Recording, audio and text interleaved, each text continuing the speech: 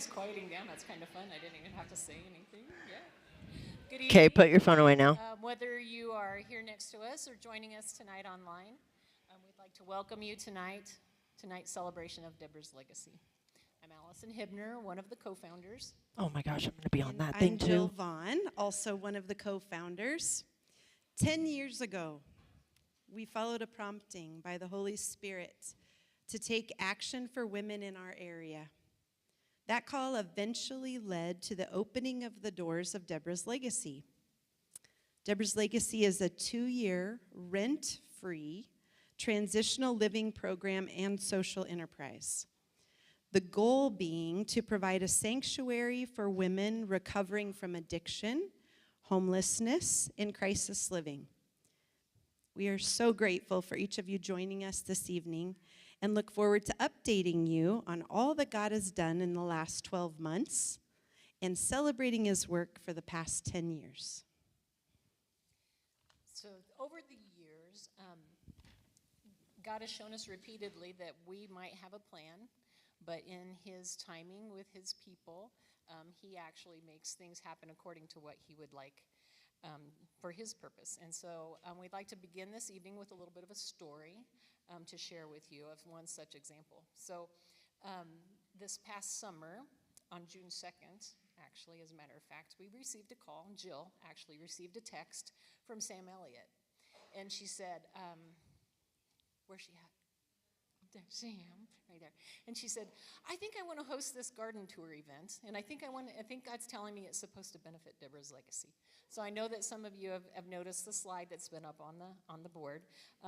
Since that initial message, Sam has spent many hours organizing and contacting people and creating ideas. And with her, we're excited to witness the first annual Legacy Landscape and Garden Tour.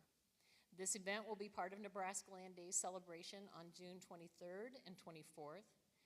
And to share our growing excitement about this event, we're giving away 2 sets of tickets to 2 people tonight that are here at the banquet. So Sam has left a floral surprise hidden under 2 of the chairs here this evening. So if you would like to quick check under your chairs to see if there's a little flower. Thank you. Do you want yours? With your extra notes? There's one, Julie, yay. And Amy Byer in the back has one too. So at the end of the evening, if you would like to contact Sam, she'll get your name and she'll make your coordinate all of the events so you can attend our first ever annual garden and landscape tour. So thank you very much, Sam. I appreciate it.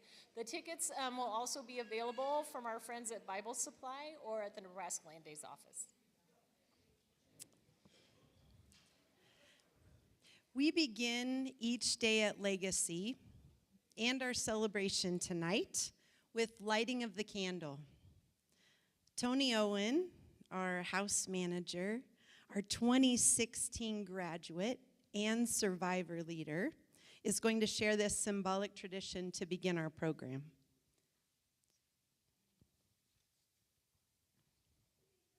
Yay, Tony.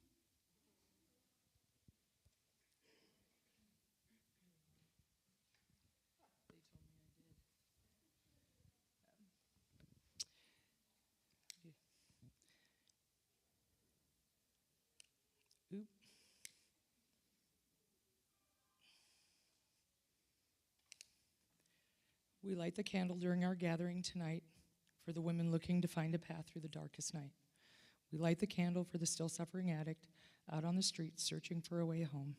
We also light the candle in honor of each person here tonight joining together to light the pathway to healing.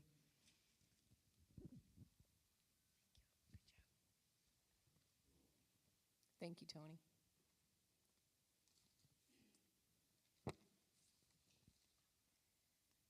Approximately about 6 years ago, Deborah's Legacy Board of Directors decided for consistency in the program and stability that we wanted to hire a full-time director of residential services.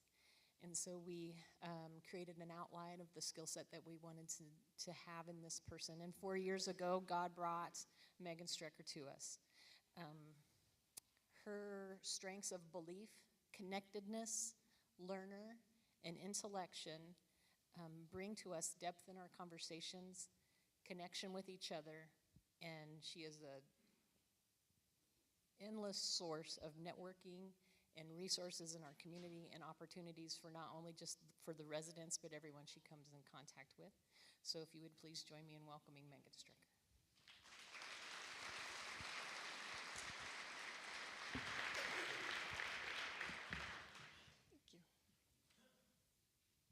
Whew.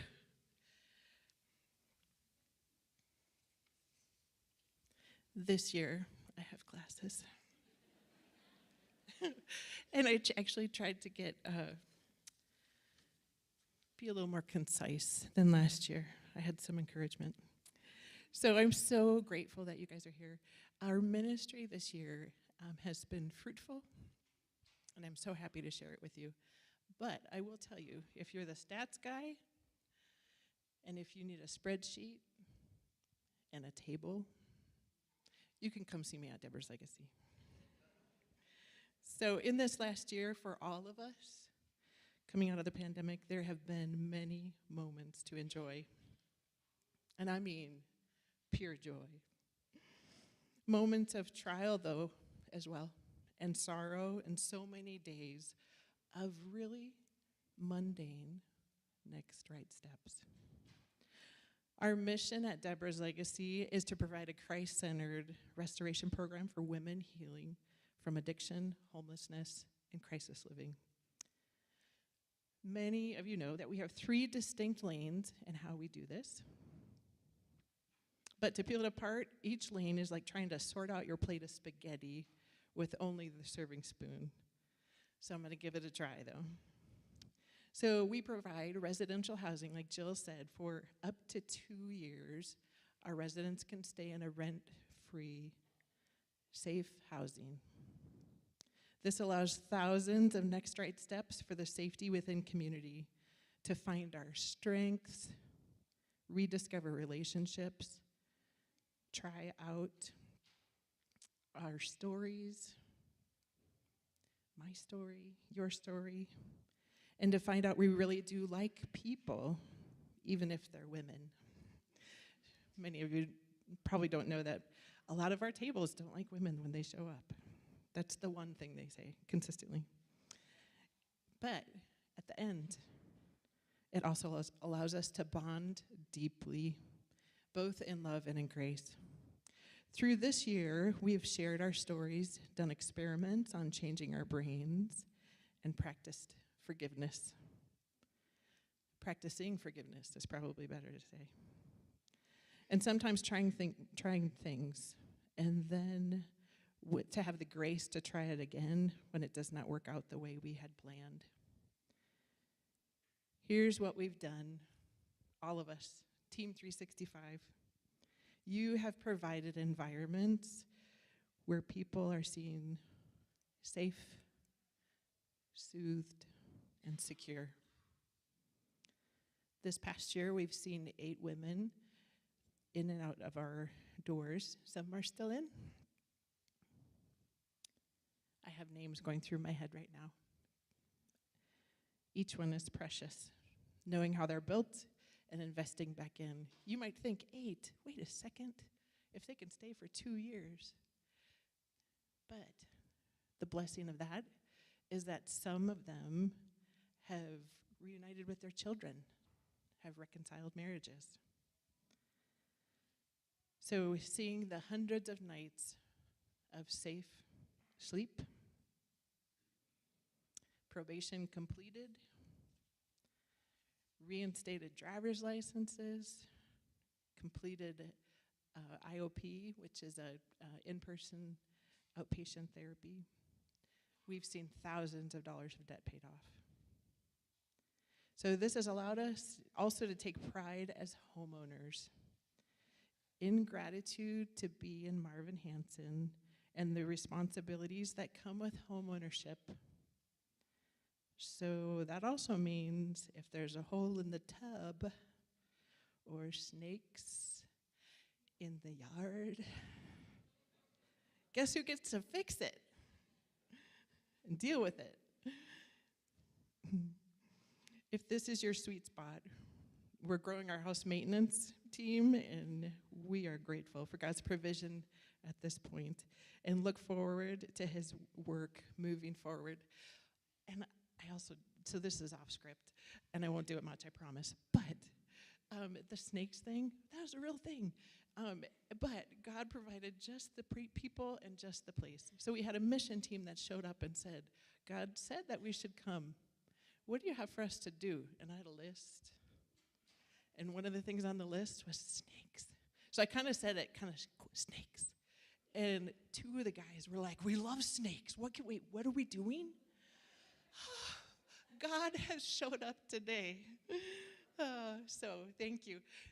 The prompt for that is actually our friend here from Kansas that was directing that team, surprised us tonight, and we're so grateful.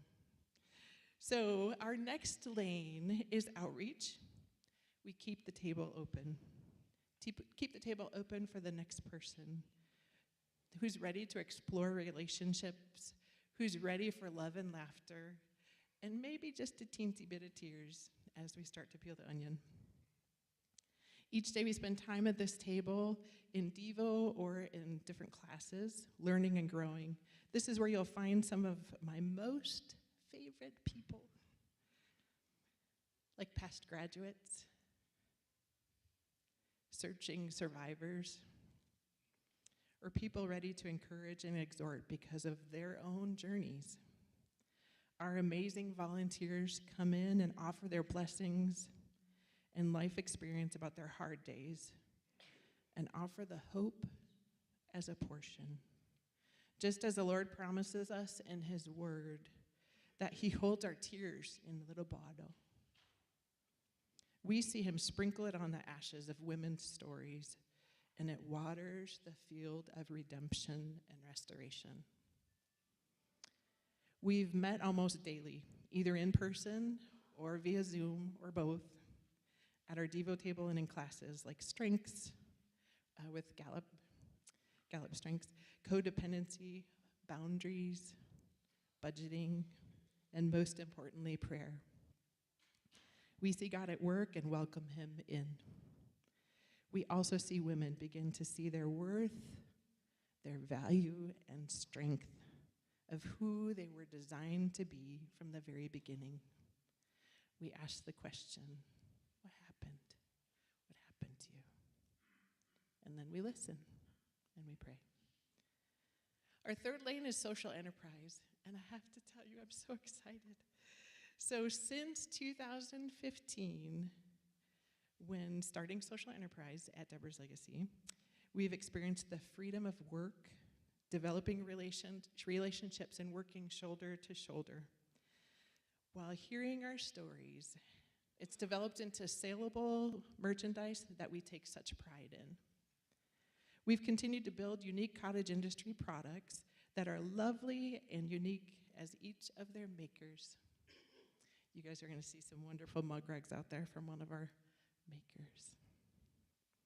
This workforce development program has allowed us to build a therapeutic workplace environment where residents can work for 5 to 10 hours a week, making an hourly wage, while taking their next steps needed, whether it's physical health, mental health, spiritual health, emotional health. It's allowed us to have another platform to exercise our relational muscles and discover creativity in our soul. It also allows a resident from their first entry point to earn a paycheck and work a budget. Anybody else signing up for that? Tony might have a slot in her schedule if you're very interested. She's great at it. It's through this program that at a banquet just like this, there's an idea. There was an idea with 2 guys on the back of a napkin the year of snowpocalypse. Do you guys remember that? And then a God that was coaching us along for just the next right step. This idea is simple. What would be something that all people that are like us and are like you would like. That it would be reproducible and replicatable. Our circle, our residents, our churches, our recovery circles, what would be the one thing that we all love? I mean, besides Jesus, that we could produce, that would be reproducible while working shoulder to shoulder. So I'm so excited. This year, the back of that napkin from 3.5 years ago, 4 years ago, 3.5 years ago, is coffee. So you all are here for not just a 10-year birthday party, but you are here for our launch of our coffee business. Can you smell it? Today, it's the smell of hope. It's the smell of hope at Deborah's Legacy. It's our delight to have you to be with us tonight for this launch party and a 10-year birthday party for slow batch coffee. Tonight, we'll have it for sale, either beans or ground.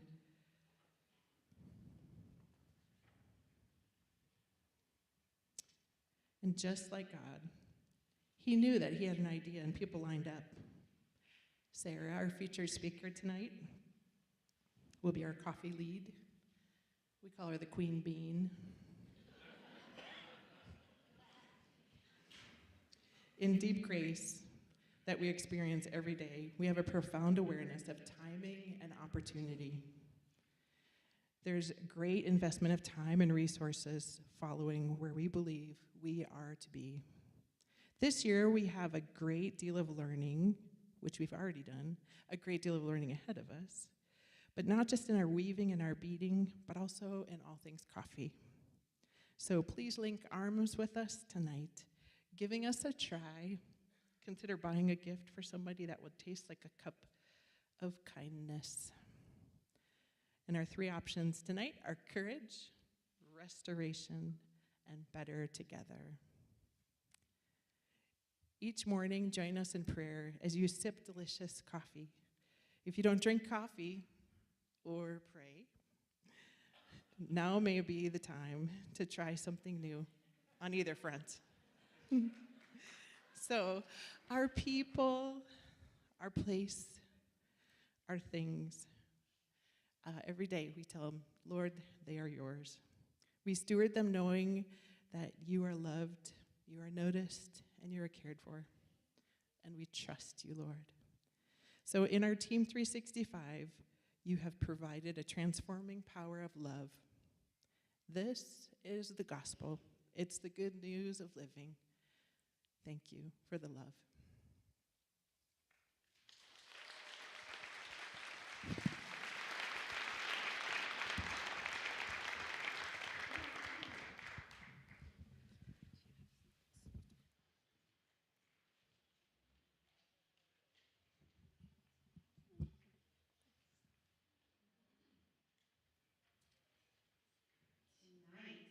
To highlight a very special story.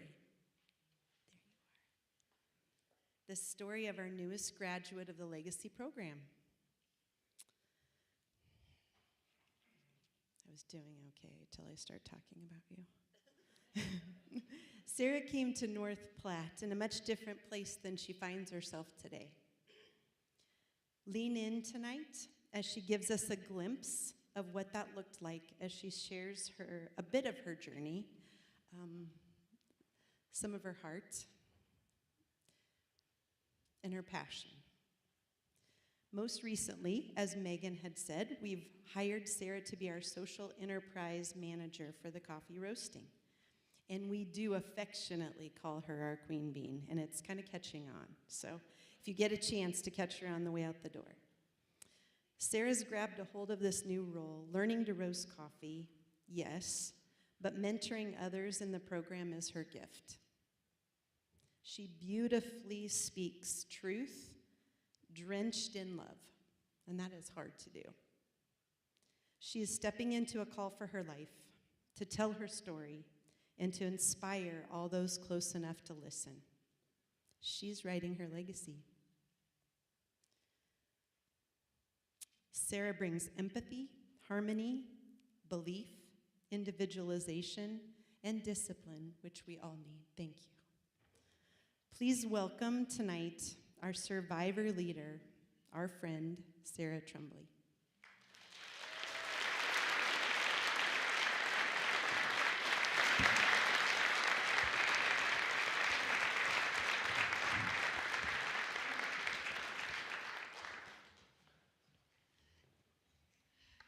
Hello.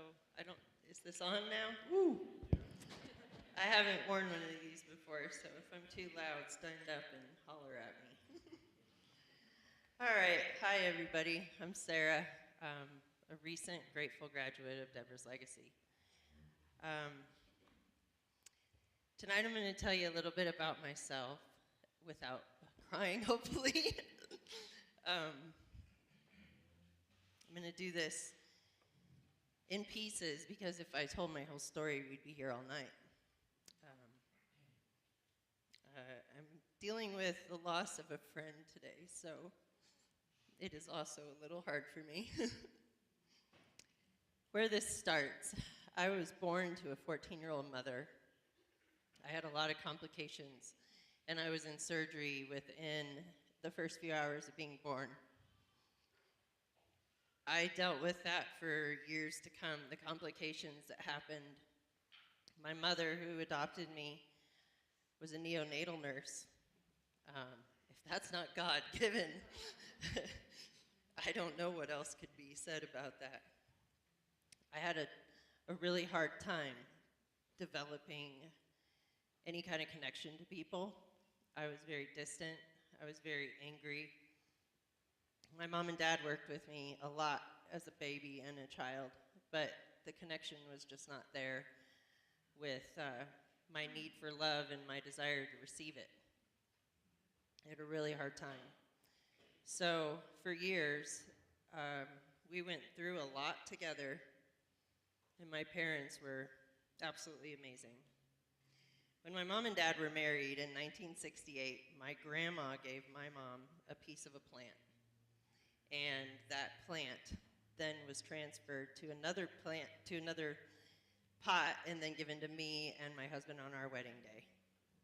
I still have a plant, not the same plant, because as I'll tell you, that plant lived through a lot.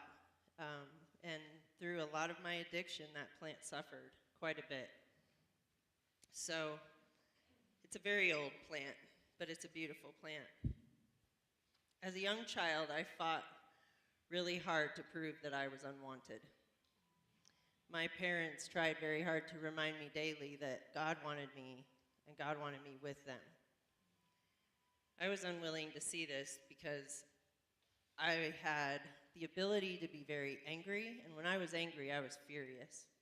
When I was sad, I was so depressed and cried constantly. And when I was happy, I was over the moon. So I had this, Allison says, divergent, neurodivergent brain. This also came really in handy for all sorts of things later in my life, that once I found how to control that, I was able to use it for good. But I also desired something to change the way I felt. I was given a lot of medicine as a child, and I think that my body and brain decided that, hey, this medicine helps me feel this way. A lot of it was due to the complications I had at birth. I had pneumonia at least 7 times before I was 10. My throat, I had to be dilated constantly, and a lot of pain went into that. And so you start to learn a process of, if I feel bad, and then I take this medicine, that changed the way I felt. It was not intentional for my body or mind to have that feeling, but needless to say, it did. Unfortunately, there was something else growing inside of me at this time, and it eventually destroyed me and my soul and my family. This thing was addiction. When I was 14, I discovered alcohol. And from the moment I drank that alcohol, I wasn't like the other kids who said, "Ooh, that either tasted terrible or that tasted great." I said, "Ooh, that made me feel nothing." And I want that feeling back every minute of the day. And I wanted it more and more and I was just absolutely dangerous. Within the first year of drinking, I was already into a rehab center at 14, partially for mental health issues and also for my addiction. That didn't stop me. I went straight back into the life, probably more dangerously than I had been before I went in. And at 16, I had a near-death overdose of a multitude of things and ended up back in a treatment center a little bit longer than the first time. Missed out a lot of school. My addiction followed me, and when I got out of there, it did not stop. I had full force high school. All my friends were drinking and doing drugs, but I was surviving. I had to have what I needed, and it was only just to feel nothing. So, as time went by in high school, which I did terribly at, I was not a good student, if anybody can see why. I don't think I went very often, and somehow I still graduated. I have a passion for animals, and the first thing to my brain was, I need to do something with animals because they're helpless. And I felt that helplessness, and I felt like I could communicate with them the way that nobody else could. And in doing that, I went to vet tech school. Vet tech school is hard. It is very technical, but I did fantastic. Little did everyone know that while everyone was partying every weekend, I was doing the partying every day. I drank before school, I drank at school, I drank after school. I had a job at a bar and a liquor store. I was fully capable of getting whatever I wanted at any moment. And when I went out with my friends who were just partying, I had already been drinking for hours, and I was ready to go because I knew if I didn't have that, what would they look at me like? Nothing was enough.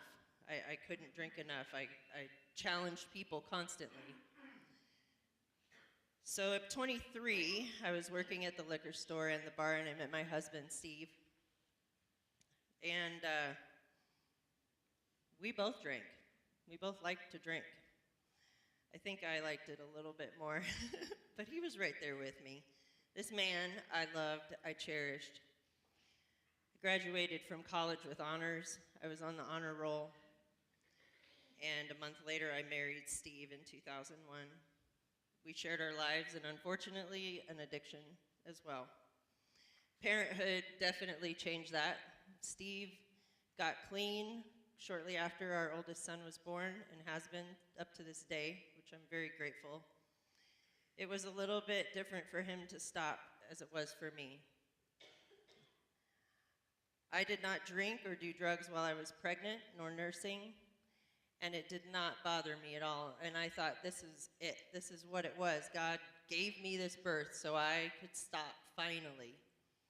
And that didn't happen because when I was done, it was the first thing I wanted to do, and I got out of control. I was blacking out a lot. And then I went on this sober stint, is what I called it. It wasn't really. I just wasn't drinking. I didn't drink for about 5 years. But what nobody knew was underneath that, I had an addiction to prescription drugs. And I used that to my, well, at least I'm not drinking. My rationalization level was expert. I had this in the bag. I knew if nobody knows I'm doing this, but I'm not drinking, I'm looking pretty good. My family was proud of me. My husband was proud of me. I had my son Tyler. I stayed right where I was. Somehow, this plant followed us, this plant my mother gave us. It lived a pretty rough life for quite a while. I didn't have the green thumb that my mother had, but I had the desire to keep that plant alive because it meant something to me. We moved around from Colorado Springs to Denver. And then my grandfather, my dad's dad, got sick. And then his wife passed away, and we came down to Nebraska. And we decided we were going to help my dad help my grandfather. And when he passed away, Steve had been here working on his house and got a job at Union Pacific. This whole time, I had kept kind of a low profile. And really, I thought one day I'm going to drink like a normal human being. I had jealousy on TV watching people drink. I had jealousy when I saw people could have a beer and be okay, because I did not like the taste of any of it. And I always used to think people are crazy if they like the taste of this. I did it for one reason. We moved to Gothenburg. I'd never been in a small town. I grew up in the city. That was absolutely shocking. As much as I wanted it for our children, I had this sadness that was coming back, this loneliness, and I had no way of coping with it. The first and only thing that had always been my friend through all of it was drinking. And slowly but surely, that drinking took over again. In 2015, I had been drinking during the day, enough that I should have been in a coma, but I was driving, and I was driving back to work at noon. And I got pulled over and was given a DUI. My husband's work had a contract through a place in Tennessee, and I was shipped off. Cornerstone of Recovery was a huge blessing for us at that time. We didn't know where else to turn. I had never been open enough about my addiction that this would have been a thing, but here I was in Tennessee, and I had probation, I lost my license, all these wonderful things that go along with it. Sadly, I have the shirts for every year I went after this. Every year I'd get a shirt and come home and an alumni. Several years went by and I did okay. But yet again, I still had that addiction that nobody knew about. I was still addicted to pills and anything I really could get my hand on, but I kept myself from drinking, and that was enough to satisfy me and maybe some other people, my husband. I never told any of the people at Cornerstone that I had a drug addiction. Because if they knew that, then they were going to take that away from me as well, and I did not know how to survive without drugs. I did not know how to calm the intense feelings that I felt all the time. My anxiety was out of control. It felt like my skin was crawling when I wasn't high or drunk. So I went back and I started drinking again. And there's several years where I went back to Cornerstone. 1, 2, 3. It ended up being 5 since 2015. The one that really hurt back in October of 2020, I had really been going downhill. I had lost 2 jobs to my drinking. I was losing my family. I had no outlook on life. I had already quit a job that I loved at the animal clinic. I was so sad, but I couldn't get past it. My husband found out I was drinking again, and he said, you are going out of this house. I can't deal with you anymore. You have ruined our lives and our children's lives, and that's it. You need to go. So, nobody knew what was happening in me at that time. I was starting to die. My body had shut down. My health issues were so bad, and I was so afraid to go into the doctor and tell them, because I knew, again, if I'm caught, what are they going to say? If I can get away with saying, oh, I've only been drinking for a little bit, they would know better, because my liver, my kidneys, everything was shutting down. I was literally bleeding out. My body had been done. Alcohol is a real, real bad thing on your system. You do not have to drink your entire life to die of liver disease when you're an alcoholic. It can kill a very healthy person very quickly. So, I woke up in a hotel. My parents came and got me. I had been caught with another DUI. I wasn't even driving. And I thank God for that every day, you guys, because if I'd have driven that night, who would I have killed? I'm not sure, but God was looking out for me. And even though I had to spend the night in jail, even though I knew it was over with my family, I kept having this little bit of hope, like there's something out there that is going to stop me from being this person, this evil inside of me. It was huge. And it was so bad that even after this DUI and going to jail and losing my family, when I got out of jail, I coaxed a cop to give me a ride to the hotel. And then I walked all the way to the gas station and got liquor. Because one, I felt like I was dying without it. And I think I probably was. My body had shut down to the point where if I didn't have it, I was afraid I was going to start having seizures. My mom and dad picked me up and drove me back to Colorado, and I was getting sicker and sicker. My mom and dad had never seen me like that. I was having seizures. I was in and out of consciousness. I was hallucinating. And I was dying. It was very scary. They took me to the airport and had me wheelchaired in because I couldn't walk. And as soon as they left and I wheelchaired into that area that you sit and wait for 5 hours for your plane, I went and got drunk. And I drank until that plane was ready to come, and the next thing I knew, I woke up in my parents' car. Apparently, they thought I had a stroke, and I was found on the floor and wheeled out to the emergency room. I have no memory of this. That's the hard part. The next day I got on a plane, drank again, got to Tennessee, and they would not accept me into the rehab because I was so sick. They said legally we cannot take her. So I went to the hospital again, and then I was released and went to treatment. And I was gonna have this my way, y'all. I was gonna go for a week, they were gonna make me healthy, and then I was gonna go home and magically everybody was gonna forget what an idiot I was. There's this miracle of paperwork that happens in this next part of my story. This paperwork. I had been 4 times to treatment, and they were like, we spent thousands on you, there is no reason we need to let her back in. There was a lady there that didn't know me, and somehow, through a late night evening phone call with me that, again, I don't remember, she walked me through what I needed to do to get in. And they allowed me to come one more time. Part of their stipulation, of course, when I got there, I said, oh, no. You guys don't get to tell me what I'm doing. I will tell you what I'm doing. Us addicts love control. Or the thought of control, because it's not real control. So this beautiful woman filled out the paperwork for my insurance to accept me one more time, and I stayed. And then when they told me I wasn't going to leave, I stayed.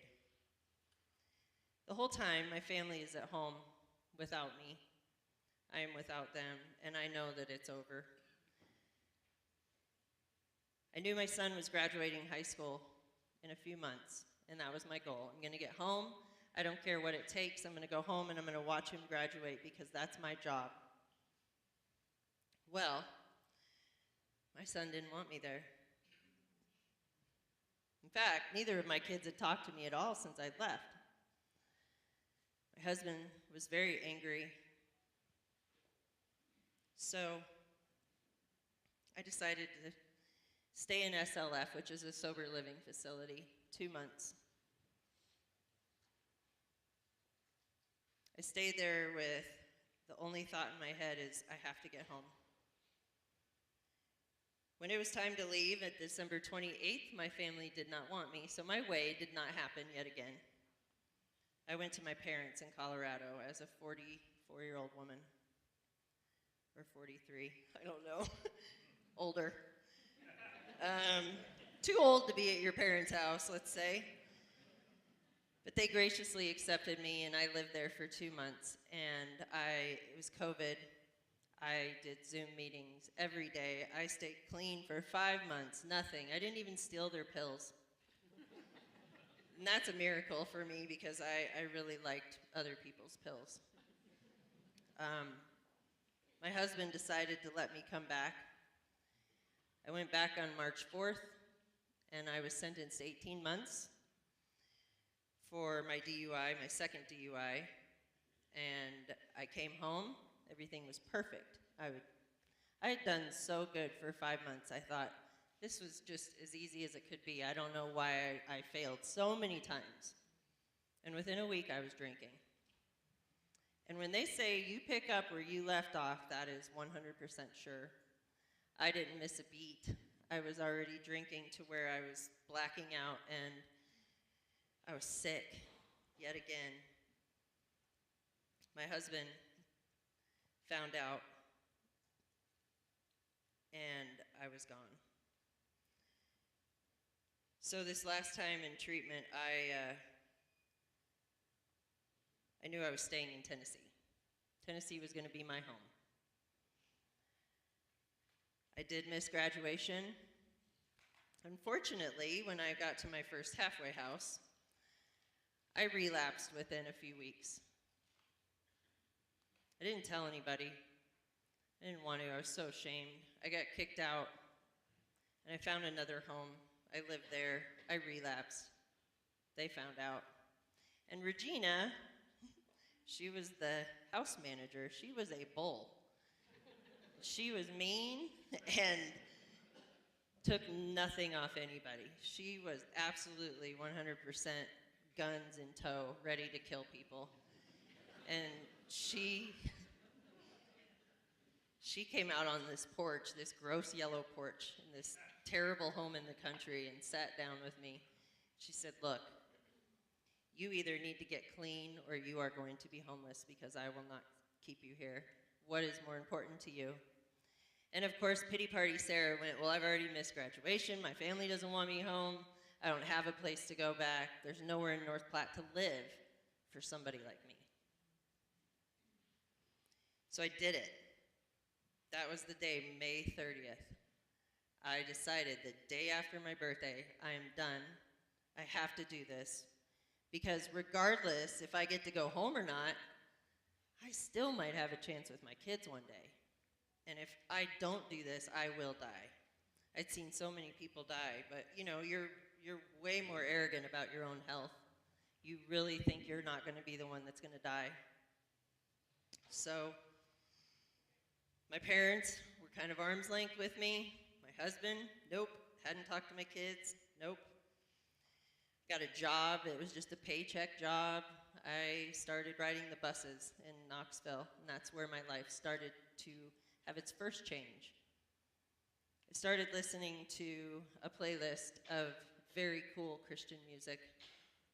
I had prayed my entire life, but I had never prayed for God to take my addiction away. I had never given that over to him. That control had never been a part of any of my prayers. I prayed for Steve to love me. I prayed for Seth to love me. I prayed for Tyler to love me. I prayed for forgiveness. I prayed that people would keep me in their circle. But I kept my addiction to myself. That was mine, and I was not giving it up, because I knew there was nothing out there that was going to help me feel normal. I had tried it all.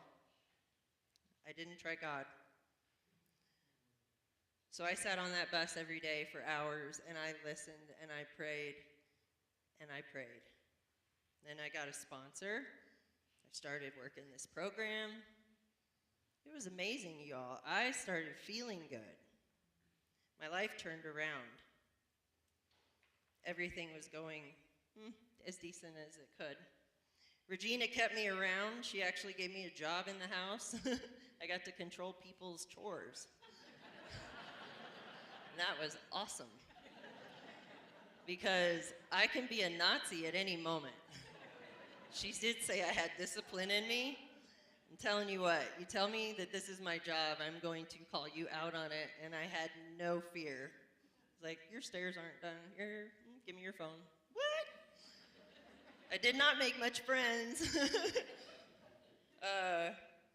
But you know what? Those ladies were for me the whole time. And the first letter I got from my oldest son, everybody there was just as excited as I was. And I cried like a baby. And that gave me a little bit more hope. So the other miracle of paperwork. My probation officer tried to transfer me to Tennessee, and she couldn't. She sent it in 3, 4, 5 times. She kept calling me, Sarah, it's not working. I can't get you there. You haven't been there 30 days, and then you moved, and then now, and then this. And I thought, oh my gosh, what is she trying to do to me? Then one day I get a phone call from her, and she says, well, okay, I've made a decision. You're coming back to North Platte. I said, that was not in my deal. We already made this plan. My plan was to stay, remember? She said, well, I guess your plan isn't going to matter because I'm the law and I say you're coming home. Kind of got me there. Well, where am I going to live? What am I going to do? You guys don't realize my husband doesn't even want me in Nebraska. Like he's the mayor of Nebraska or governor or something. But out of respect, I thought I have to give him that and stay at arm's length. So the governor was aware that I was coming. He said, I don't care what you do, but you are not going to come in here and just think you've got all this licked. Do not call the kids. Do not this. Do not that. And I said, I don't even have anywhere to live. And then my probation officer called me and she said, I found this place. It's called Deborah's Legacy. And to me, I'm thinking, just another halfway house? Oh, come on. Oh, no, it's much different, Sarah. It's much different. Well, I don't need another program. I definitely don't need another rehab. But the law won. I fought the law and the law won. I had held on to this addiction since I was 14, y'all. I had been clean for several months. And I was heading back. But before I left, I got to get on Zoom and do these Devo Bible studies in the morning. I did it from Wendy's. And I kept thinking, like, is this all I have to do to get into this place? Is this it? This is amazing. I've been in Bible studies my whole life. I can do this. And then they did the application process, and I see this woman get on there. And I was like, I know her. It was Tony. And I sat and I told Megan and Tony where everything was going to happen and how it was going to happen and what I expected when I got there. And as you guys know them, you will probably think, that's really funny, Sarah, because that's not how it works. Well, stubbornness has never been far from my personality. So I let them tell me what they thought I should do when I come. And I decided, okay, and they said, look, in order to do this, we're going to give you you can come, but it's a very bad idea for you to go to boot camp graduation for your oldest son. Who had said I could come? With reluctance. It wasn't healthy. I knew that, but I was doing it for me. I wasn't doing it for anybody else. I wanted to go, so I should be able to go. They said, you're not going if you come. I was really mad. But you know what? I knew. I called Steve right after I got off the Zoom with them and cried like a baby, and I said, they will not let me come unless I don't go to graduation. You've got to help me figure out how to convince them that I'm good enough to go. And he said, if this is your opportunity to get into that place, you better do that. And I will tell Seth that you're doing something for yourself. And he will be so much happier if you do that than you coming down and ruining what's supposed to be a great day. So then I said, I will be there in 10 days. And they're like, no, you won't. You are coming next week. Well, that's not in my plan. My plan is to go to my parents for a while and suck off them for something, and maybe you guys will change your mind because my parents will come in and they'll save me and they'll tell you that I should go. That didn't happen either. So I showed up at Legacy, and my mom and dad brought me. The best thing that happened that day when I got there is I had my own room. I had worked so hard to pay for my halfway house. It was like $900 a month or something for one person. And I shared a room with 5 women. So when they walked me through this beautiful house, they're like, and this is your room. I went, with who? Who sleeps in here with me? All you. It's all me. Well, when can I get a job? You guys gotta let me get a job. No, we don't. Well, that's ridiculous. What am I gonna do? You're gonna heal. Without a job? Well, nobody can heal without a job. I have to have a job. My aunt had applications for me. My parents were like, here, and I was here, and no, they taught me from the very beginning that I had to stop, drop and roll, kind of relax. My probation officer was huge in this. She helped me through so much when I got in there. My first few days there, I realized that I was in a great place. I realized that everything that had been missing from my recovery was right in front of me. Now it was just up to me to figure out how to use it. Megan and Tony may have scared me for a little while, but then I was starting to see this love. It was just this solid rock of love. And no matter how angry I got, or stubborn, or mean, they still loved me, and they still told me to go take a nap. So I was not a napper. And when they gave me permission to nap, I napped every day. And it was amazing. It was absolutely amazing. And I'd like to tell you my stubbornness melted away, but it didn't. I had some bad days, some bad weeks, months. I still tried to hold on to a lot of control. And slowly but surely, I was getting conversations with Steve happening. And with their help, every day the encouragement, they said, what are your goals here? I said, I want my family. I want my husband. I want my kids. I want to be healthy. So instead of having to work my life away, I got time to start healing within myself so that when I called Steve, I wasn't a complete and utter mess like normal. And maybe I manipulated the first 2 meetings. I need my birth certificate. Oh, I need our marriage license. Both things were true. But did I wake up and put makeup on and go out to the car like, hello, don't you miss me? And he was like, back away.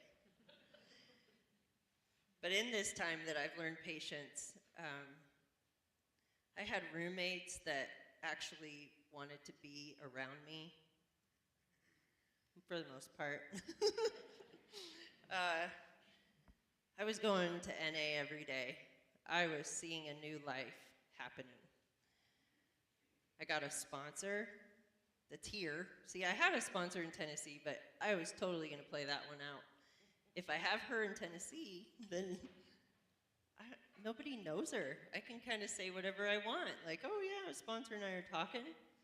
Well, Tony decided that that wasn't going to work. She said, you're going to get a sponsor and you're going to get a sponsor here. And I was like, well, what the heck? That's a bunch of crap. I said, I did tell you I don't like women, right? Having a sponsor meant I had to have some accountability. But I did. I found the best sponsor in the entire world. And I started working steps. And what the beauty of Deborah's Legacy is that they are part of that world as well. So I can go back to them and tell them what my life is like at group. And I can tell my group what life is like at the house. And it all worked together. So, kind of got off there, huh? Sorry. So one thing I forgot to tell you, when I was in Tennessee, Regina had me do this poster. And she said, I want you to write everything down you want from your life. And I was like, oh, one of these exercises again. Do you know how many times I've done this? It doesn't help, it doesn't work, nothing's gonna happen. And angrily, I just wrote out, my family, my marriage, my nah, nah, nah. So one night I'm sitting on my bed at Legacy, and I'm going through all my stuff from Tennessee, and there it is. Crumpled up, of course, because I bet I was angry at it, like, oh, that didn't work. And every single thing on there was starting to happen. I was starting to see my son. I had talked to my oldest, and my husband was talking to me for more than a second. And actually, he had felt so good about it being a Christ-centered program that he was in on board too. Because that has been a big part of our marriage. The addiction doesn't take away your love for God, and it doesn't take away the fact I knew he died for me. What it takes away is the openness to have that communication with him. And Deborah's Legacy taught me that. They brought that back to my life. They brought something to me that I had been missing for years. And then I had to admit that I was an addict. I told them I did drugs. And Tony said, "Oh, really?" Nobody knew. And I was so mad. I was like, wow, I had that covered. Apparently I didn't. But I'm telling you what, making that admission, that was that last little secret that I was holding on to, that last little reservation. Had I not felt the comfort from these women, had I not felt the love of the people that come in on their days just to come in and sit with us for Bible study and talk about their lives like normal people, and show that they're not as normal as I've always put them there to be. They're kind of crazy too. And their life experience is amazing. And I had never given anybody the time of day for that. So hearing from people like that kept me in a place of honesty. I still struggle with those things, and it's a daily battle, that's for sure. But I'm telling you, when I lived at Legacy, I paid off my probation by myself. I worked side by side in social enterprise and found a love for working and loving at the same time. That was the coolest part. And they played music, and I was like, huh, but we still had to show up. We still had to clock in. I got off probation, and I got my driver's license back, and I started driving again. I have reunited with my family in a way that only through the love of these women at Legacy. You know, Jill did our strengths with us. That changed the way I love Tyler. Because I understand him now. I couldn't have got that from a halfway house. I couldn't have got that from a treatment center. These guys took their time to personally know my family. Even Seth, who's in California, I made him do his strengths when we were on vacation. He was so mad too. He stood there and did it, banging on my phone. This is the dumbest thing ever. Why do you have to know what my strengths are? I can tell you. Yeah, it's a strength to tell me what your strengths are. But what a miracle to work on a marriage, a family, your love of God, all in a situation that is never failing. You always have love. I had roommates that I loved, and I had never loved women like that. And to me, that's amazing. My husband invited me back into the house in May. He said, once I quit complaining about it and asking, when can I move home? When can I move home? Don't you want me to move home? He said, well, you quit asking, so I decided to let you move home. Said, you must be getting smarter somewhere. Well, I'll tell you what I was doing. I was getting healthy. I was starting to feel healthy. My mind, my body, my soul. Today, I have a new plant. Because when I got back, my plant was dead. It was shriveled up and dead. And my mom, when I went back home, my mom brought me another sprig. And she planted it in a little pot.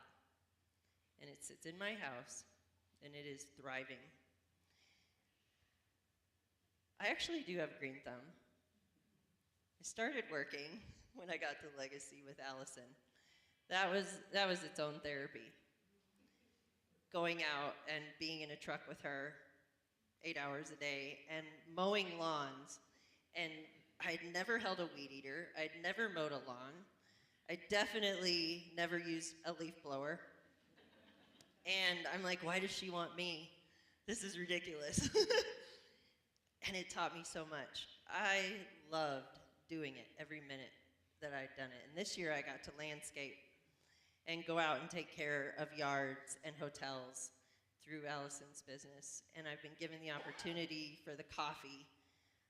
I love doing what I'm doing now. I actually love what I'm doing. And I think that Steve and I's marriage has been stronger than it has been for years and years and years. Partially because I think we're learning a new way of life. I have been clean for 534 days today.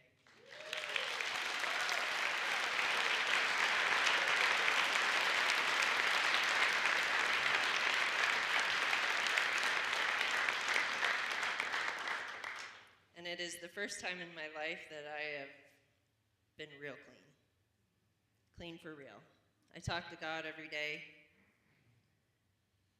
And I've asked him to take this addiction from me.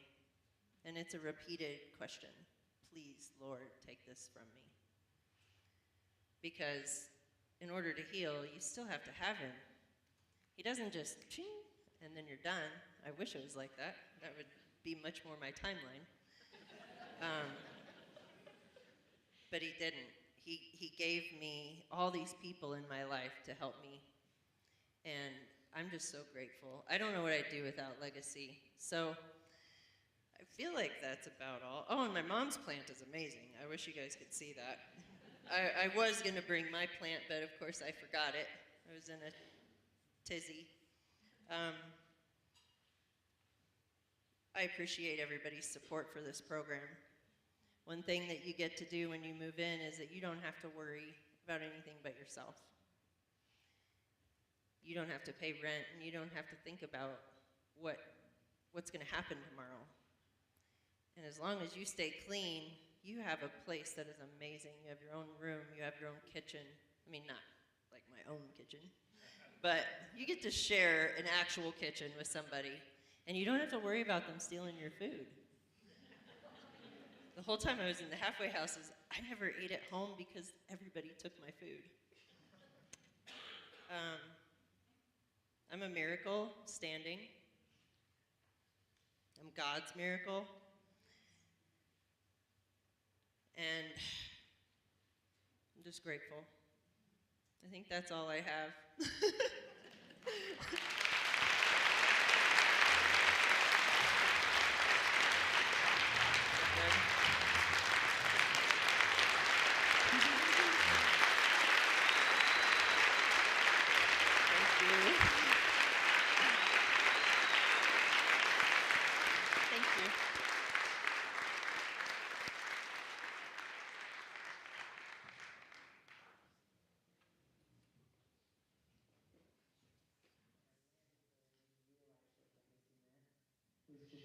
Deborah's legacy meant absolutely nothing to me. Today, legacy is huge.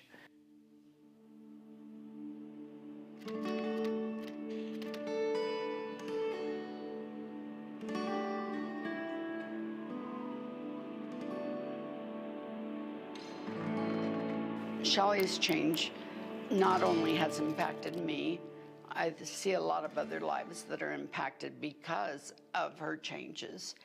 And that would include her father. And we hope that it will include her daughter. And it will include her grandkids. As most of us know, the story of addiction runs in families. The legacy that I hope to pass on, story of redemption, the story that it's never too late. You can change your life around, and there is hope. Keep on holding out hope for me. Legacy, when it can change lives, the ripple effect is amazing. I have been able to watch marriages rebuild, children be reunited with moms. I feel like I have a relationship with my daughter again now. And I have Deborah's legacy to thank for that. Before this healing started at Deborah's Legacy, I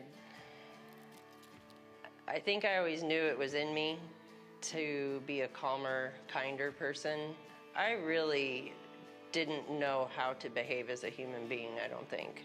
I think I spent some of my adult life being a good mom and wife and some of it not. And it always went back to the addiction. The difference is in when I get to figure out who I am, opposed to when I was out there getting high and doing my deal, I was just there. I was a shell. These ladies offered me something that I had never been offered in my life. They believed in me. And nobody had ever done that before. The gradual knowledge that I don't have to do life by myself anymore. Though I'm weak, I'm strong. And though I may have fallen, I will rise again. Well, on paper, Deborah's Legacy is a faith-based restoration program, living community for women facing crisis living. But when you're getting to the heart of it, it is just a place to come together and show love. You guys, we got Jesus on our side. That sets us apart, but is the core of why the heart beats at Deborah's Legacy.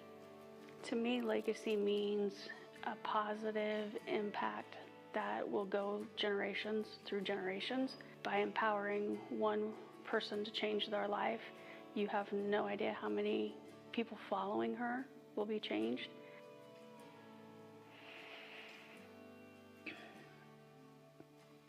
My why and why I keep coming back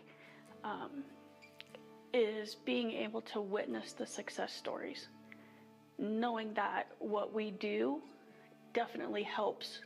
They taught me how to be a mom, how to be a grandma, how to mend relationships when I didn't know how. While I resided at Deborah's Legacy, I paid off over $40,000 in debt in 2 years. Today I know how to work a budget. Today it feels different. Oh, she's a completely different person. She's been to rehab 5 times in 7 years, and she would come home the same person. Today I am celebrating 500 days clean. 500 days.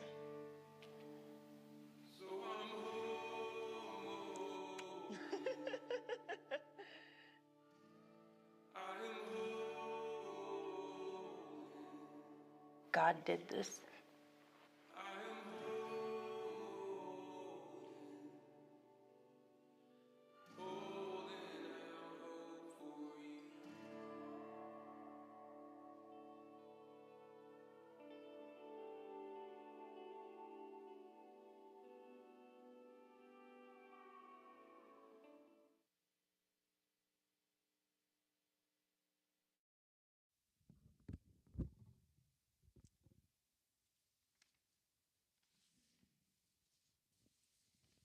Well, Wendy, I can't find your name on my sheet with all your all your info on it.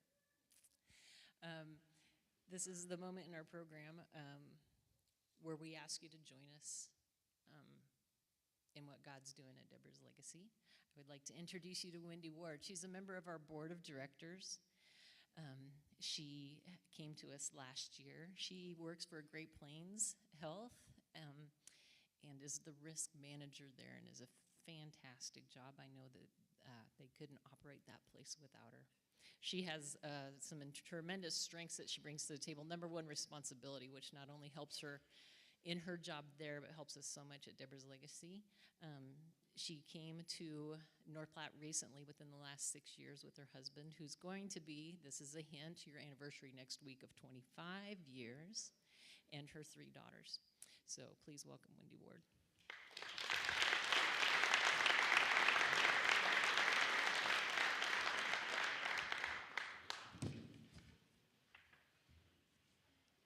Well, I get to follow the video, so. As Allison said, my name is Wendy Ward. I am the Patient Safety Officer and the Director of Risk Management at our hospital here. I've served on the board now. It's been over a year. This is my second banquet. And I remember being asked to participate as a board member, and the first thing I thought was, why are you asking me? What could I possibly do to make a difference? How could I contribute to this organization? And what do I have to offer? And do I actually have the capacity or time to serve? It only took one time to sit at the table at Deborah's Legacy to see the impact of lives being transformed, the power of prayer spoken for lives to be changed, budgets that miraculously balance, and I don't know how that happens still, and a community of people offering to step in to help in any way that they could. I learned that all of us are created with individual strengths, and that sometimes those strengths can feel like burden. I myself have had the opportunity to be encouraged at the table for some renewed strength and healing. I think my husband sometimes says, what takes you so long at that meeting that you go to? Sometimes I just sit at the table a little bit longer. I've actually received more from sitting at that table than I could ever possibly contribute. Within my own family, when I was growing up, we had a code word for when someone didn't show up at the family reunion. And they would say, oh, so-and-so's at camp again. Well, that was code word for their addiction. They were in jail. But as a young child at those family reunions, every time you didn't see that person, I thought, well, I'm so jealous. I don't get to go to camp as often as my cousin does. I soon realized that camp was not a place I wanted to go. God knew what I needed this past year, and he called me to the table to witness the healing and renewed strength and spirit of these women that have lived this life of addiction. It's helped me understand myself, my own feelings of failure, not feeling good enough, maybe in the job that I do each day. I see the effects of addiction, not only in my own family, but for the patients and families that we see each and every day that come through the hospital. I don't think there's a day that we don't sit and talk about somebody that's got, addiction, has family dynamic issues, somebody that's gone to rehab, has failed, is back in with alcoholism again, drug addictions, and we're constantly looking to see what resources and help we can get for them. It's just like a revolving door for the admission to the hospital related to those things, and sometimes you just wonder if they've hit rock bottom, and is this the change, is this it? Is this the day that they're gonna have, like Sarah talked about? I found the meaning of joy this year too. And those people that know me the most know, and they're laughing, they know that word joy for me is like some mystical, magical thing, because I don't normally feel it. I don't know what it means. It's like a word, it's like Christmas all the time. It's in my head what joy means. But somebody told me I needed to redefine and change how you think about what it means. And I did. It's choosing happiness, even in darkness or difficult times. It's sharing my heart, even though it makes me vulnerable and uncomfortable. And it's allowing God to work within me to share my strengths to help others. As you guys get to be here this evening and hear the testimony and the impact of Deborah's legacy, I just want to do the ask right now. I want you to take a look at what's on your table. We have a couple things in front of us. Number one, it's a prayer card. It looks like this on your table. And this is a wonderful gift. You can choose the date to honor a loved one, celebrate a birthday, friendship, anniversary. This gift can come back to you, or you can share it with someone else. Last year, I selected an important date, and it was the birth of our firstborn, who happened to be premature. She was a 26-weeker. She weighed 2 pounds, a couple ounces, and, you know, and they struggle to fight. And I remember choosing that, but it came to me on her birthday, and I forgot about it because you go a year, and then it's like, oh, it's her birthday. I received my card back with the prayer that I had chosen for my daughter, and it was such a wonderful gift to receive. But you can do this, and the ladies that sit at the table, they pray, they all sign, and you get this back, and they're not just praying for each other, they're praying for all of us within a community setting. And so I just really want you to take the time and look at that prayer card and make a purposeful spot there to make sure that you have that prayer card. The second thing, of course, is if we talk about being a Team 365 member. So the yellow card on your table is the Team 365. And this is really like a one-time donation, or it can be done monthly. But essentially, you're supporting Deborah's Legacy for $1 a day, for safe housing, for healing and opportunity to make a lasting impact. And together as a community, we can help make a difference in the lives and families that have struggled with addiction and support new beginnings and restoring families. If you become a Team 365 member, you can receive a gift. As we talked about, you get coffee. It's presented here. I'm supposed to have Jeff up here, but I'm doing this by myself tonight. So here's the coffee. So, you know, this is made and roasted, just like Sarah said. She's doing a wonderful job with that. And her poster, you guys, she talked about her poster. That's like, I didn't realize you'd had that. But when I watched her make her poster and present it to the board members about how the trek for the coffee came about, your poster, I'm like, you're doing good things with your posters and writing things. So it was very impactful for me.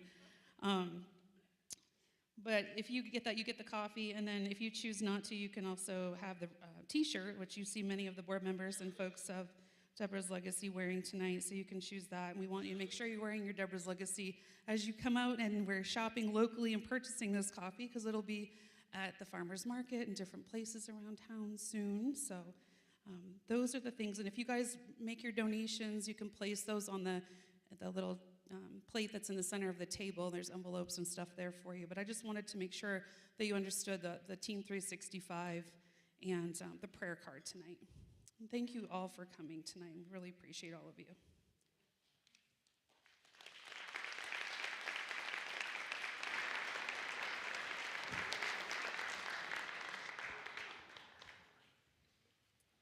We'll give people a minute, but I actually want to close us in prayer, and then we'll let Allison give just a word to encourage the rest of your evening.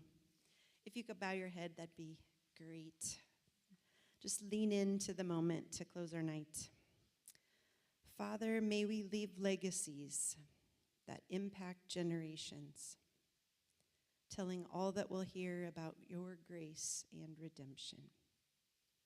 As we close our evening, pour out your blessings on each of us here tonight and all that have joined us on live stream. We're so grateful for this room and your provision.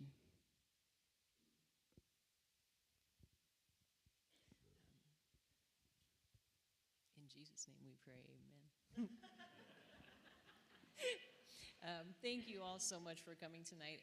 It's always pure joy to see faces that we've seen through the years return and make some new friends. Make sure you do stop at the coffee shop on the way out, just to take a look at some of the things that we've been doing and creating. We're so excited. Again, thank you so much. You're all a blessing. We are truly grateful. Good night.